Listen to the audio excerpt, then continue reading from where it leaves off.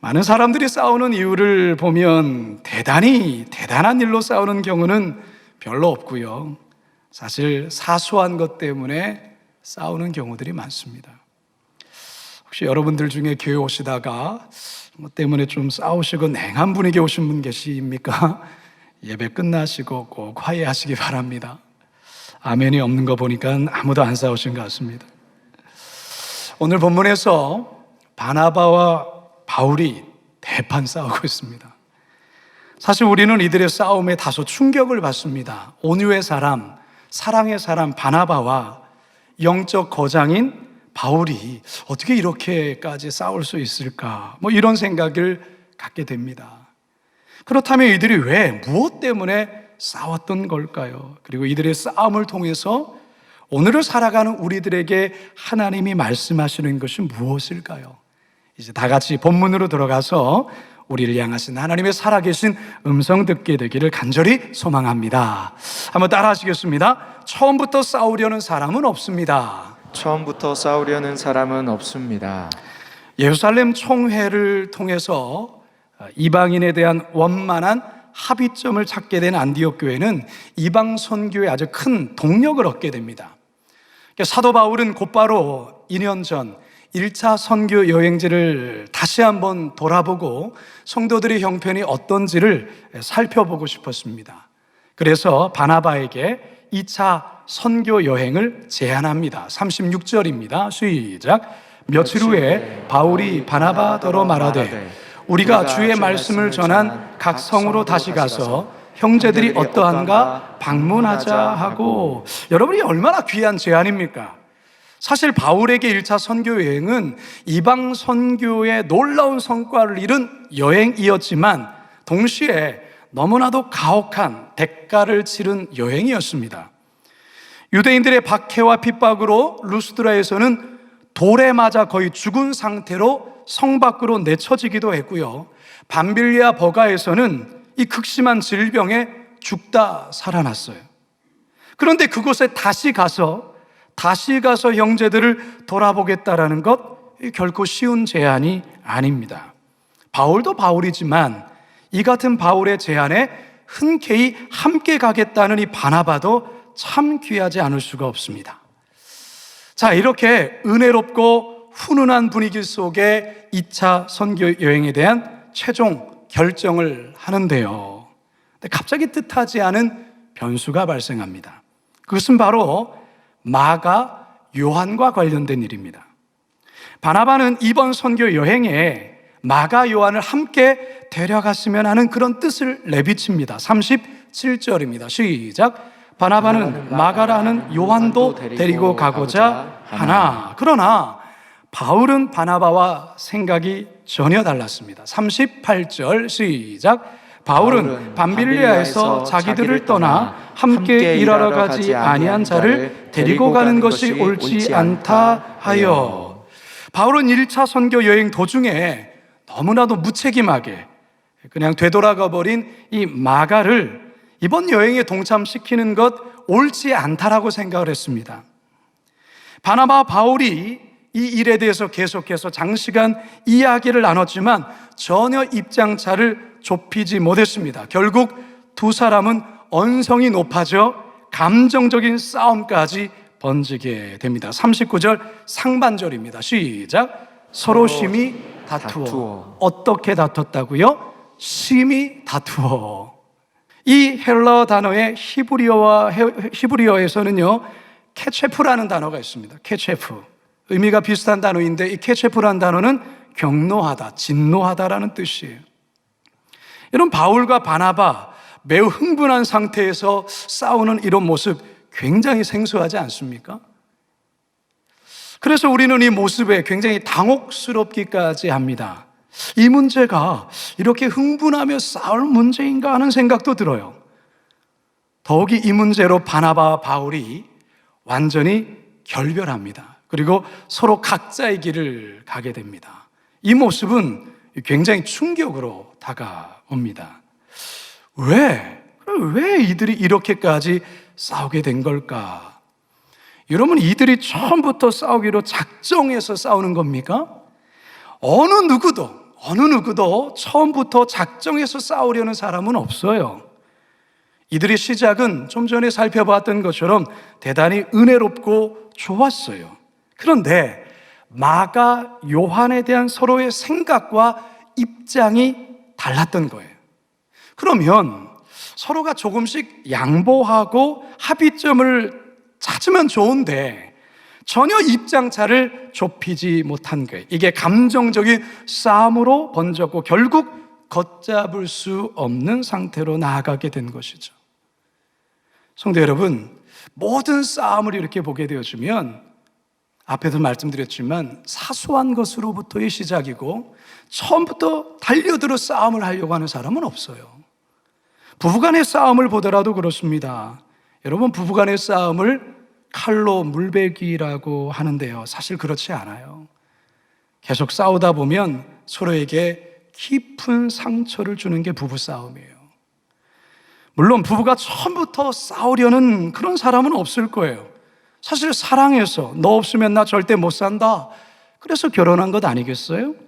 그런데 살다 보니 습관도 다르고 성격도 다르고 때론 생각도 다른 면들이 하나 둘 나타나게 되는 것이죠. 이런 차이에 대해서 서로가 마음을 열고 진솔하게 대화하고 서로 입장을 조금씩 이해하면서 풀어가면 좋은데, 그러지를 못할 때 이게 쌓이고 쌓여서 감정 싸움으로 번지게 되고 시작은 정말 아무것도 아니었는데 어느 순간 건널 수 없는 강까지 건너게 되는 결과를 초래할 때가 있다 말이죠. 잠언 17장 14절에 이런 말씀이 있습니다. 함께 읽습니다. 시작. 다투는 시작은 뚝에서 물이 새는 것 같은즉 싸움이 일어나기 전에 시비를 그칠 것이니라. 여러분, 다투기 시작하면 이 뚝에서 물이 새는 것 같다라고 말해요. 그래서 싸움이 일어나기 전에 시비를 먼저 그치라고 했는데요, 여러분, 이 뚝에 물이 조그만하게 처음에 새죠. 그런데 이거 가만 내버려두면 결국 뚝을 무너뜨리는 엄청난 것이 되어버립니다. 성도 여러분, 처음부터 작정하고 싸우는 경우는 없습니다. 작은 오해가, 때론 작은 말의 실수가, 때론 사소한 일이 시작점이 될 수가 있습니다. 아무쪼록 오늘 말씀을 들으시면서 말씀을 통해 혹여나 우리 안에 싸움이 계속해서 일어나고 있는 이들이 있다면 그 싸움 멈추시고 믿는 자로서 성령 안에 화평의 역사를 이루시기를 주님의 이름으로 축원합니다. 두 번째, 따라 하시겠습니다. 옳은 일이라도 싸워서는 안 됩니다. 옳은 일이라도 싸워서는 안 됩니다. 여러분, 우리가 사도행전을 쭉 공부하면서 이 바나바에 대한 부분을 우리가 자주 접하게 됐는데요, 이 바나바는 어떤 사람이냐면 대단히 관용이 큰 사람이에요. 사랑이 많은 사람이에요. 이 바나바라는 이름 속에는 어떤 의미가 있냐면 이 위로의 아들, 권면의 아들이라는 그런 의미가 담겨 있어요.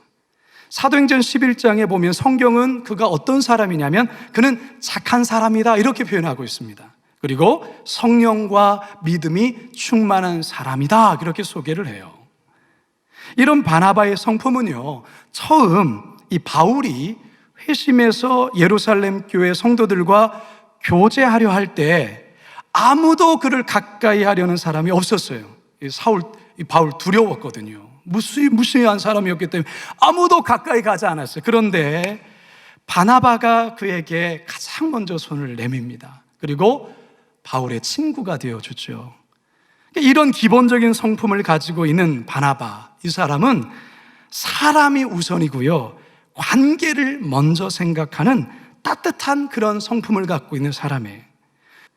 바나바는 마가 요한이 비록 1차 선교 여행 도중에 어떤 이유로서 되돌아가는 실수를 범했지만 한 번 더 기회를 주고 실수를 만회할 수 있도록 그를 좀 세워주고 싶었던, 이게 바나바의 마음이에요. 그런데 바울은 예루살렘 총회 이후에 이방 선교에 대한 아주 중요한 결정을 했단 말이죠. 그 이후에 다시 가는 선교 여행이었기 때문에 이 선교 여행의 그 비중으로 따져서나 중요성으로 따져서는 대단히 중요한 여행이죠. 근데 마가 요한을 데리고 가서 혹시 지난 1차와 같은 일이 또 벌어지게 되어지면 이거 그야말로 실패하는 것 아니겠는가라는 그런 생각에서 이번에는 말고, 이런 생각을 가졌던 것 같아요. 이번에는 말고. 근데 사실 바울의 말도, 바울의 생각도 맞고요, 바나바의 말도 맞아요. 어디에 포커스를 주고 있느냐의 문제이겠죠. 근데 어쨌든 각자의 생각에 좋게 생각한 겁니다. 그런데 문제는 이게 의견이 좁혀지지 않고 심하게 다퉜을 뿐만 아니라 결국에는 이 문제로 갈라서게 되는, 이게 문제라는 것이죠.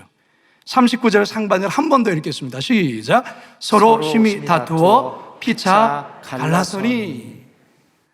여러분, 우리가 성경을 읽다 보면 때론 성경은 우리에게 그냥 훌륭하고 좋은 모습만을 골라서 보여주지는 않아요.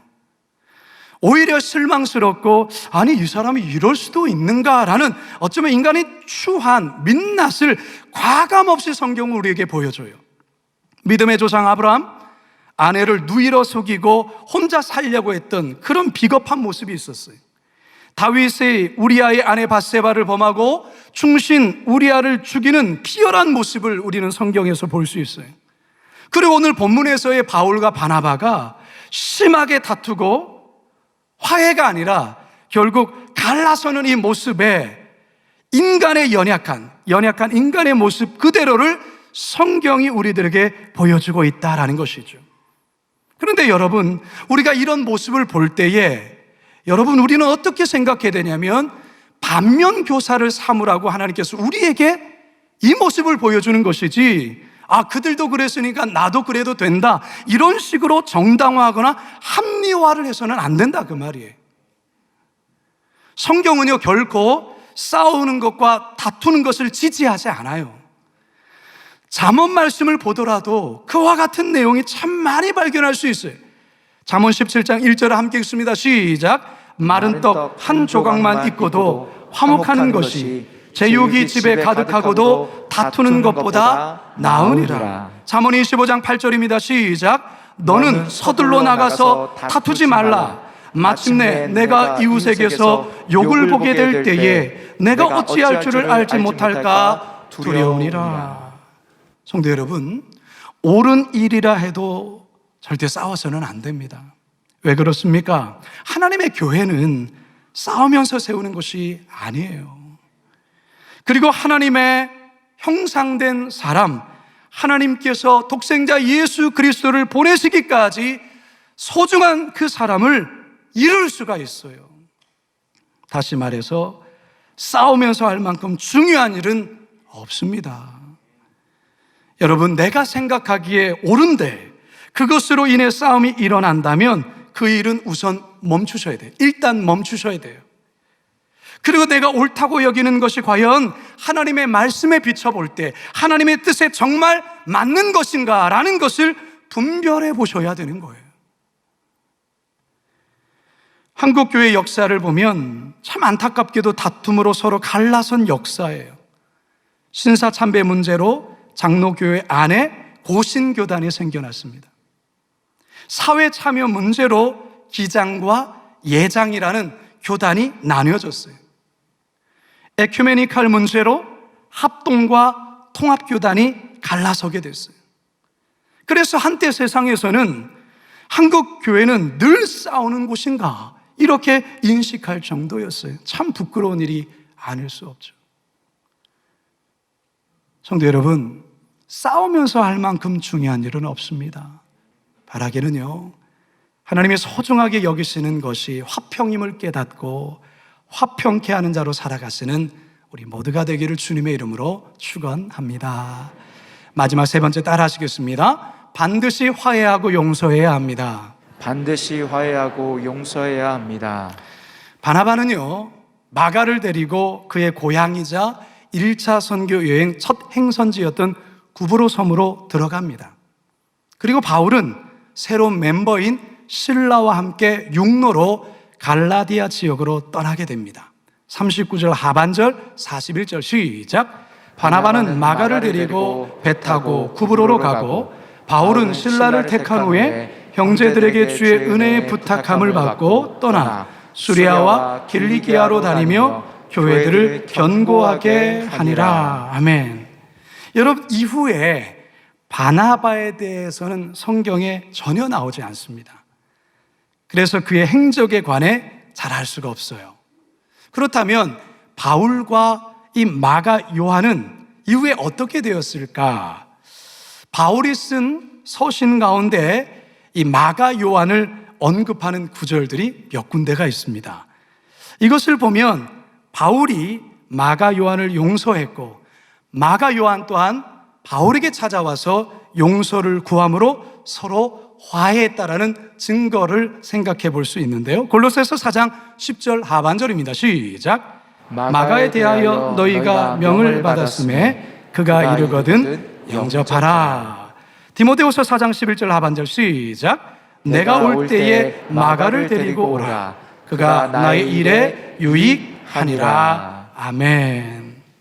다소 충격적이면서도 우리를 놀라게 한 이 사건은요, 이후에 바울과 마가의 화해로 아름답게 마무리가 됩니다. 평생 원수지간으로 살지 않고요, 서로 용서하고 화해했다라는 것이죠. 사랑하는 성도 여러분, 인생을 살다 보면 여러분, 우리가 집안에서도 부부간에 싸울 때가 있고 부모와 자녀 간에 싸울 때도 있어요. 형제지간에도 때론 싸우죠. 직장에서도 어떤 일을 추진하다 보면 싸울 때가 있어요. 심지어 교회에서도 싸울 수가 있습니다. 의견 충돌로, 때론 입장 차로, 또한 잘해보자고 했던 부분이 서로 의견의 충돌 속에 순간적인 감정이 욱해서 그렇게 싸울 때가 있어요. 그런데 더 중요한 것이 있어요. 적어도 그리스도인이란다면 싸우고 나서 반드시 사과하고 용서하고 화해해야 돼요. 이게 우리 그리스도인의 모습이에요. 그리스도인이라고 하면서 싸우고 난 이후에 용서하지 않고 서로가 남남처럼 대하고 미워하고, 그건 그리스도인이 아니에요.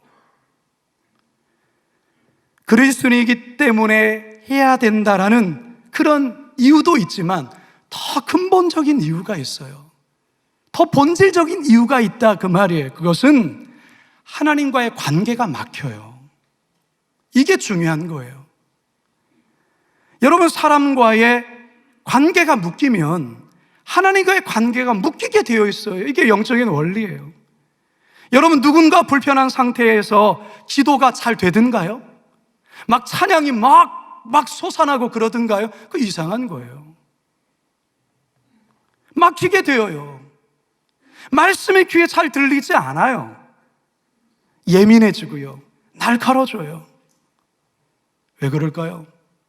묻고 푸는 게 성도인 여러분들에게 있기 때문에 그래요. 마태복음 18장 18절 시작. 진실로 너희에게 이르노니 무엇이든지 너희가 땅에서 매면 하늘에서도 매일 것이요 무엇이든지 땅에서 풀면 하늘에서도 풀리리라. 묻고 풀미 여러분 자신에게 있는 거예요.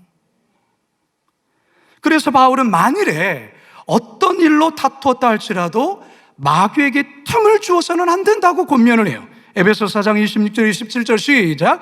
분을 내어도 죄를 짓지 말며 해가 지도록 분을 품지 말고 마귀에게 틈을 주지 말라. 여러분, 이 말씀은 대단히 중요한 말씀입니다. 분을 낼 수 있다라는 전제가 깔려 있어요. 분 낼 수 있죠. 사람이기에, 감정을 가지기에 싸울 수 있어요. 하지만 그것 때문에 마귀에게 틈을 주고 마귀가 던진 올무에 묶여서는 안 된다, 그 말이에요. 틈을 주지 않으려면 어떻게 해야 되는가? 해가 지기 전에 이거 해결해야 된다라는 거예요. 해가 지기 전에 하루를 넘기지 말라라는 거예요. 분을 품게 되어주면 그게 틈이 벌어지게 되는 거예요. 마귀가 들락날락하는 거예요. 감정을 분탕치를 하고 요동치게 하고 자꾸만 억울하게 생각되고 자꾸만 미워지게 만드는 이런 마음이 계속 증폭되어진다는 것이죠. 사랑하는 성도 여러분, 분을 내어도 죄를 짓지 말라, 해가 지도록 분을 품지 말라. 여러분, 이 말씀 꼭 마음에 새길 수 있기를 바라겠습니다. 마태복음 5장 23절 24절입니다. 시작. 그러므로 예물을 제단에 드리려다가 거기서 내 형제에게 원망 들을 만한 일이 있는 것이 생각나거든 예물을 제단 앞에 두고 먼저 가서 형제와 화목하고 그 후에 와서 예물을 드리라. 무엇이 우선인가에 대해서 아주 중요하게 우리에게 말씀하고 있습니다. 혹시 여러분들 중에 서로 싸우고서 불편하게 지내신 분이 있습니까? 좋은 말 할 때 서로 화해하시기 바랍니다. 직접 화해하기가 용기가 나지 않는다면 누군가가 중간에서 도와주셔야 돼요. 사실은 미안한 마음이 있고 근데 좀 서로가 민망스럽고 용기가 나지 않는, 그래서 중간에서 누군가 도와주셔야 돼요. 화해의 자리를 마련해 주시고 오해가 있다면 그걸 풀 수 있도록, 섭섭했던 게 있다면 미안하다고 말해 주어야 해요. 그냥 어물쩍어물쩍 넘어가면 안 돼요. 미안한 거 표현하셔야 돼요. 만약에 말로 하기가 정 어렵다면 글을 써서라도 하세요. 지난번 제가 편지 얘기했잖아요. 글을 써서라도 하시라 그 말이죠. 여러분, 싸우면서 할 만큼 중요한 일은 없습니다. 이제 저는 말씀을 마치려 하는데요, 오래전에 어느 권사님의 임종이 가까워져서 임종 예배를 드리러 갔던 적이 있습니다. 임종 예배를 드리고 났는데 저의 마음에 성령께서 주시는 어떤 감동이 있었어요. 그것은 바로 이 권사님이 용서에 관련된 부분이 묶여있는 것 같은 그런 성령의 감동을 주셨어요. 제가 권사님께, 권사님, 혹시 세상 사시면서 혹 마음에 걸리는 사람이 있습니까? 혹 누구를 용서하실 분이 있습니까? 라고 물었더니 이 권사님 고개를 끄덕끄덕거리는 거예요. 그래서 제가 권사님께 말씀드렸어요. 권사님, 이 시간 우리가 곧 권사님 하나님 만나게 될 텐데 이 시간 그 마음속에 걸리시는 그분 한 분 한 분 떠올리시면서 십자가 사랑으로 용서하실 수 있겠어요? 고개를 끄덕끄덕거리시는 거예요. 그리고 속으로 말을 못 하시니까 미안하다고 말하세요. 미안하다고. 그러면서 이분이 눈물을 흘려요. 그리고 나서 저는 우리 가족들, 자녀들을 한 사람 한 사람 시간을 조금 텀을 둬서 한 분 한 분만 들어오고 어머니랑 독대하게 만들었습니다. 제가 자녀분에게 말했습니다. 혹시 어머니에게 섭섭한 거 있거나 혹시 어머니로 인해서 마음이 상한 부분이 있거나 어머니에게 미안한 것 있다면 그거 고백하세요. 그리고 제일 마지막은 사랑한다라고 고백하세요. 제가 형제들 한 분 한 분을 오게 해서 그렇게 얘기하고 사랑한다고 하니까 그야말로 눈물바다가 된 거예요. 눈물바다가. 엉엉 울고 잘못했어요. 용서해 주세요. 그 모든 용서의 고백이 다 끝나고 나자 이 권사님 평안히 눈을 감으셨어요. 사랑하는 여러분, 우리 모두는 주님 앞에 반드시 섭니다. 여러분, 용서의 문제는 반드시 해결하고 가셔야 합니다. 말씀을 들으면서 마음이 무거워지는 분들도 더러 있을 거예요. 내 얘기 같다. 내가 그런데 성령께서 주시는 말씀이라 깨닫고 오늘 여러분께 들려주시는 이 말씀 붙잡고 기도하시고 꼭 서로 화해하시고 용서하시고 그렇게 할 수 있기를 바라겠습니다. 싸우면서 할 만큼 중요한 일은 없습니다. 늘 화평의 사람으로 우리 믿음의 성도들 살아가시기를 주님의 이름으로 축원합니다. 축원합니다. 축원합니다.